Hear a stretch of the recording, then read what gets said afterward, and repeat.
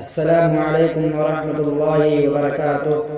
الحمد لله الذي كفى وسلام على عباده الذين اصطفى. أما بعد، قال الله تعالى: أعوذ بالله من الشيطان الرجيم. بسم الله الرحمن الرحيم. شهر رمضان الذي أنزل فيه القرآن. قال النبي صلی اللہ علیہ وسلم. حاضرین کرام، آج ہم آپ کو بتائیں گے کچھ ایسے آفر کے بارے میں جس کو اللہ رب العالمین صرف ایک مہینے کے لیے دیتا ہے.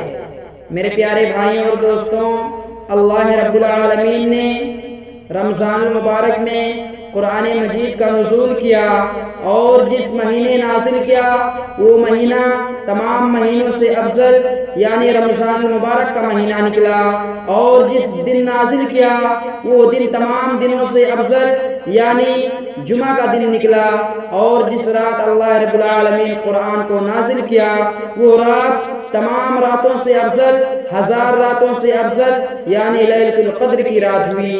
میرے پیارے بھائیوں اور دوستوں، اللہ رب العالمین اس رمضان المبارک میں اپنے بندوں کو ایسا آفر دیا ہے کہ اگر بندہ ایکسپٹ کرنا چاہے تو اللہ رب العالمین اس کو بہت سارا موقع دیتا ہے. جیسے مثال کے طور پہ اور دنوں میں اور مہینوں میں جیسے قرآن کی تلاوت ہوتی ہے، الف لام میم ایک حرف نہیں ہے بلکہ الف ایک حرف ہے، لام ایک حرف ہے، میم ایک حرف ہے، یعنی ان تینوں حرف کو ملا کر 30 نیکیاں اللہ رب العالمین دیتا ہے.